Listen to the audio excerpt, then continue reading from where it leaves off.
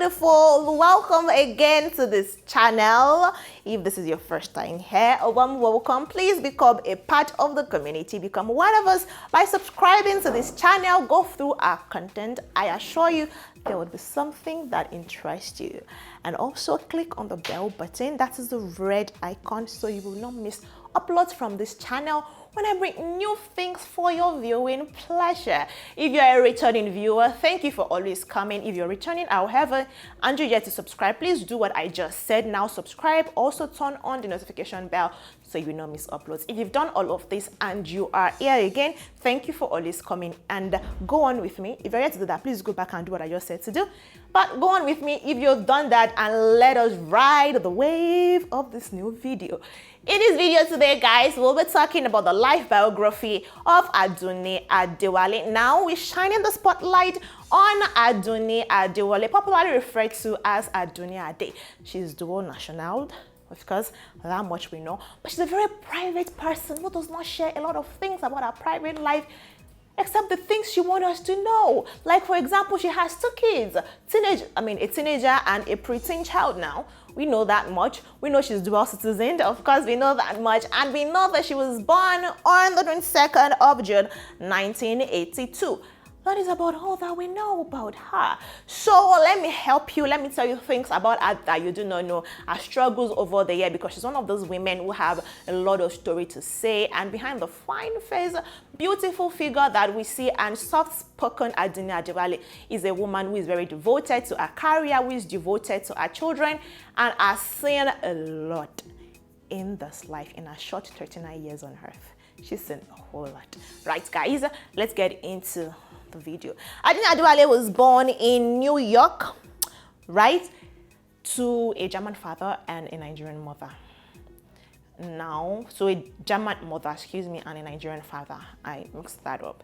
Now, she grew up with her father in Lagos, Nigeria. She had to come to Nigeria after her birth. She came to Nigeria. She was with her father and her stepmother. And according to her, those periods were very tough for her because as a child, while her father didn't neglect her or she didn't have a wicked stepmother, so to say, things were quite not rosy between her and her stepmother. And so she dreamt of when she was going to leave home. You know, like you would say, I cannot wait to be an adult. I cannot wait to leave this home. That was what she was dreaming. And so when luck smiled on her and when she was about 15, 16, that she relocated to meet her mom, it seemed like, yes, prayers answered. Only for her to realize that because of how old she is then and the years she spent apart from her mom, both of them have different personalities, and it was like moving from frying pan into fire. They could not co-live together. There was a lot of bad blood between them, and it wasn't even until a few years ago that herself and her mom actually reconciled and they became friends again. Now, having gone through all of those things, she just wanted to leave the home. She was almost depressed, suicidal, and then she met her husband and she felt like, okay, if my parents won't take me, this is a man who will take me to his home, whose son him I will begin to bear, and I will have a very beautiful life afterwards. But then marriage proved to be even more difficult for her. So like I said, she's one of these people that has not had it rosy in life. Marriage proved to be even more difficult for her. She went into an abusive marriage and then she had her two children. And at a point, she was diagnosed with clinical depression and she was supposed to take drugs. She was on medications for a long time, but then the few times that she slept, she found herself very suicidal, and at a point, she had to be hospitalized because she attempted to take her life and almost succeeded. Then afterwards, she decided that, okay, what am I going to do again with myself? She decided to relocate to Nigeria because acting is something she's always wanted to do. She's always been passionate about it. So with herself a child, she came and said, my father's house will never refuse me. So Nigeria opened her hands to Adunni Ade. Excuse me. We welcomed her into our midst, and then her career in Nollywood started. Now, as a Nollywood actress, she came and she wasn't very sure she would fit in because of her complexion, because of her story, and because growing up as a child in Nigeria, she was bullied a lot because of her looks, seeing as she was a little bit fair and she did not speak like most children used to speak in Nigeria. So she felt that was going to happen to her in Nollywood. But then, great for her, Nollywood accepted her with open hands and she got movie roles. I remember her very well in one of Bobby's clip and movies where video clips. There was all these funny clips where she spoke in very nice accent and then she switched to Yoruba.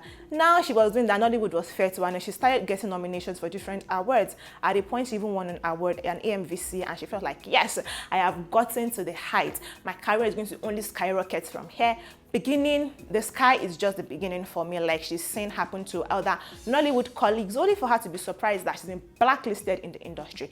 Now, if you do not know, Nollywood has a clique thingy going on where there are people who they give jobs to. You have to belong to a certain franchise, whatever. You have to be friends with people who know people for them to call you for nomination, for auditions, for you to get auditions, for you to get roles and whatnot. And so that was one of the things that happened with Adunni Ade. She realized that, okay, it's like Nollywood is not being fair to her, but then because she's a very resilient person and she's one person that is known for hard work and how much she puts into her work, she decided that she's still going to remain there, and she's been working in Nollywood since that time. However, seeing as the English general speaking of Nollywood has sort of blacklisted her for reasons she says she does not know, but according to her in an interview that she granted recently, she said this could be because she's a very hardworking person who, when it's time to work, leaves every other thing and focuses on work. And so some people can refer to her as being a very tough person to work with, which is why she thinks they've relegated her in the industry. But now she's more into Yoruba movies, taking cameo roles here and there, trying to find her footage again in Nollywood, and hopefully things will begin to pick up for Adunni Ade, who's had to struggle all her lives. But then according to her children are her light, and she's just glad and grateful that she has these boys in her life to, you know, go on and do life together with. Right? What do you guys think about Adunni Ade's story? I feel like hers is one of a little bit of sadness, some joy, and a little bit of sadness, which is what life is basically. Sometimes you're happy, sometimes you're not. But hers has been one that has been laden with a lot of God, what is happening to me and why is this happening to me, from right as a teenager even until now that she's almost 40. She's had to struggle and she's still struggling, but I hope that time will be kinder to her, and by the time she'll be celebrating her big 40, she's going to have joyous and better things to say about herself, about her career, and about her children. Guys, I'll see you in the next video. If you enjoyed this video, like I've said, like it. If you're not subscribed, subscribe. Also click on the bell button so you will not miss uploads from here, and I'll see you in the next one, guys. Bye.